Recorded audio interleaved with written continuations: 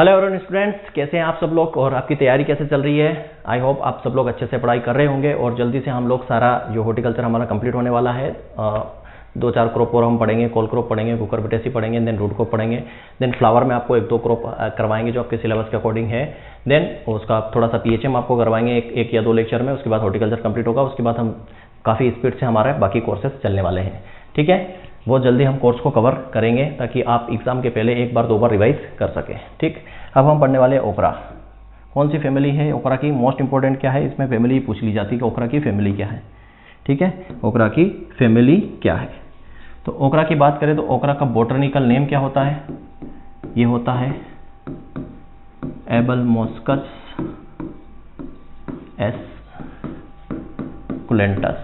एबलमोस्कस एस्कुलेंटस इसका क्या है, बोटनिकल नेम है। फैमिली की बात करें, इसका परिवार क्या है तो मालवेसी है। क्या है, मालवेसी। मालवेसी और किसका है, कपास का। ठीक है, कपास का भी मालवेसी है। ओरिजिन की बात करें, ओरिजिन इसका इंपॉर्टेंट है, याद रखना। ओरिजिन क्या है इसका, इंपॉर्टेंट है। ओरिजिन कहाँ है इसका, अफ्रीका है, पूछा हुआ है। ओरिजिन इसका कहाँ है, अफ्रीका इसका ओरिजिन है जो कि पूछा हुआ है। क्रोमोसोम नंबर इसके इंपॉर्टेंट है। क्रोमोसोम नंबर गुणसूत्र संख्या याद रखना, इसमें 2n = कितना होता है 130। ठीक है, क्रोमोसोम नंबर कितने होते हैं 130 यहाँ पर क्रोमोसोम नंबर होते हैं। ठीक है, 2n = 130 इसमें क्रोमोसोम नंबर होते हैं। और क्या बात करो, फ्रूट टाइप की बात करो। इसमें फ्रूट टाइप, फल प्रकार की अगर हम बात करें तो फल प्रकार क्या होता है, इसमें कैप्सूल होता है। कैप्सूल होता है। कैप्सूल और किसमें पढ़ा था हमने, आंवला में पढ़ा था। कैप्सूल कपास के अंदर भी होता है, कैप्सूल सीसम के अंदर होता है, दतूरा में होता है, रतनजोत में होता है। ठीक है, पॉलिनेशन की बात करें, इसमें पॉलिनेशन किस टाइप का होता है, परागण किस टाइप से होता है तो इसमें ऑफन क्रॉस होता है। ऑफन क्रॉस पॉलिनेशन होता है, मतलब 90% इसमें क्या होगा सेल्फ पॉलिनेशन, 10% क्या होगा क्रॉस पॉलिनेशन। ये हमने किस में पढ़ा था, मिर्ची के अंदर भी पढ़ा था। मिर्ची में भी होता है, बैंगन में भी होता है, भिंडी में भी होता है, कपास में भी होता है, अरहर में भी होता है, ज्वार में भी होता है। ओपन क्रॉस पॉलिनेशन यहाँ पर होता है। क्लियर है। और क्या क्या चीज़ हमें पढ़नी है इसके अंदर, यहाँ पे देखो इसके अंदर सबसे ज़्यादा क्या पाया जाता है, आयोडीन प्रचुर मात्रा में पाया जाता है। ठीक है, ये रिच सोर्स होता है, मतलब प्रमुख स्रोत होता है ये किसका, आयोडीन का। ठीक है, ब्रिंजल भी होता है, ये भी होता है। आयोडीन की कमी से कौन सा रोग होता है, गेंगा रोग होता है, इसलिए खाने में आयोडीन प्रचुर मात्रा में होना चाहिए। ठीक, अब इसके अंदर एक लसलसा पदार्थ होता है। ठीक है, एक चिपचिपा पदार्थ होता है, याद रखना। जैसे भिंडी आप धोते हो तो उसमें एकदम चिपचिपा सा पदार्थ होता है। भिंडी के आपने बचपन में जब मम्मा लोग सब्जी काटती थी तो उसके जो पीछे वाला हिस्सा होता है उसको अपन कहाँ, यहाँ पे सिर पे, यहाँ पे चिपका लेते थे, है ना, डिजाइनिंग कार्टूनिंग करते थे। तो उसका जो भिंडी को जो पीछे वाला हिस्सा काटते थे उसको लेके अपन हाथ पे ऐसे, चेहरे पे ऐसे चिपकाते थे कार्टूनिंग। तो उसमें जो चिपकने वाला पदार्थ होता है, जो लसलसा पदार्थ होता है। ठीक है, जो लसलसा पदार्थ या जो स्टिकनेस या स्टिकी मटेरियल जो होता है, या जो स्टिकी मटेरियल जो होता है वो क्या होता है, ग्लाइकोप्रोटीन। ग्लाइकोप्रोटीन होता है। ठीक है, क्या होता है, ग्लाइकोप्रोटीन होता है। और इसका इस्तेमाल कहाँ किया जाता है, यूज कहाँ पे, आइसक्रीम मेकिंग में। आइसक्रीम में सहायक, आइसक्रीम बनाने में सहायक। देखो आइसक्रीम जब आप लेते हो, है ना, जैसे कौन है उसके अंदर आइसक्रीम आपने ली, तो वो आइसक्रीम पिघलने के बाद गिरती है ना। जब पिघलती है तो पिघलने के बाद वो ऑटोमेटिक नीचे गिर जाती है। लेकिन पिघलने के जब वो आइसक्रीम जो पूरी इकट्ठा रह रही है वो किसकी वजह से रहती है, इस ग्लाइकोप्रोटीन के अंदर। उसके अंदर ग्लाइकोप्रोटीन मिलाया जाता है, जिससे क्या होता है, आइसक्रीम जो है थोड़ी सी हार्ड होती है, एक दूसरे से चिपकी हुई रहती है, आसानी से नीचे गिरती नहीं है। ठीक है, इसकी वजह से ये लसलसा पदार्थ उसके अंदर पाया जाता है, उसकी वजह से ऐसा होता है। ठीक है, अब जो अपना भिंडी है, भिंडी का जो स्टेम होता है, ठीक है, जो स्टेम होता है, स्टेम ऑफ ओकरा। ठीक है, ओकरा का जो स्टेम होता है, तना जो होता है, भिंडी का जो तना होता है, भिंडी का तना होता है, उसका इस्तेमाल कहाँ होता है, तो भिंडी के जो तना है उसका इस्तेमाल कहाँ होता है, भिंडी का जो तना है उसका इस्तेमाल होता है पेपर मेकिंग में। पेपर मेकिंग में उसके रेशे से क्या बनाए जाते हैं, कागज बनाए जाते हैं। याद रखना, कागज बनाने में इसका इस्तेमाल किया जाता है।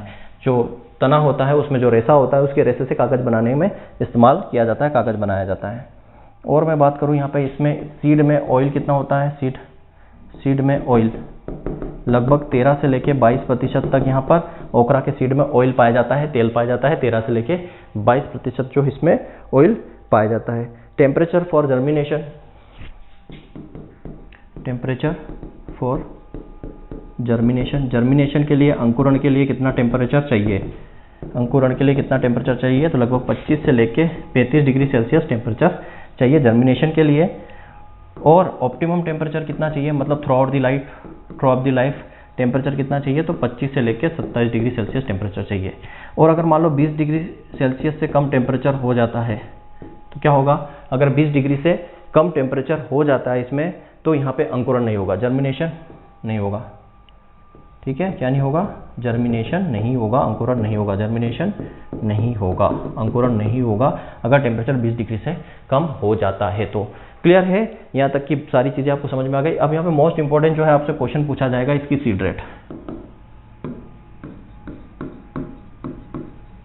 बीज दर की बात करें, दो प्रकार की है, एक होती है समर, ठीक है, ग्रीष्म ऋतु की, एक आएगी यहाँ पर वर्षा, मतलब रेनी सीजन में, रेनी सीजन की। ठीक है, तो देखो इसके लिए फेवरेबल क्या है, इसके लिए फेवरेबल क्या है, जो फेवरेबल होगा वहां पर जो है सीड रेट कम लगती है। देखो वर्षा ऋतु फेवरेबल है, वर्षा ऋतु में जो है इसकी सीड रेट जो है, वर्षा ऋतु इसके लिए फेवरेबल है, तो वर्षा ऋतु में सीड रेट लगती है 8 से 10 kg पर हेक्टेयर। ठीक है, ये क्या है, वर्षा ऋतु इसके लिए फेवरेबल है। ठीक है, ये फेवरेबल है। ठीक, और ये समर जो है नॉन फेवरेबल कंडीशन है, नॉन फेवरेबल कंडीशन है, तो यहाँ पे जो सीड रेट होती है वो 18 से लेके 22 kg पर हेक्टेयर होती है। तो याद रखना, ये पूछा जाएगा वर्षा ऋतु की जो सीड रेट कितनी होती है और ग्रीष्म ऋतु की सीड रेट कितनी होती है, अक्सर एग्जाम में क्वेश्चन पूछा हुआ है, तो ये आप लोगों के लिए मोस्ट इंपॉर्टेंट है। क्लियर है, यहाँ पे इसका ध्यान रखना कि इसमें कितनी सीड रेट होती है। ठीक, अब हम यहाँ बात करते हैं इसकी वेराइटीज़ की।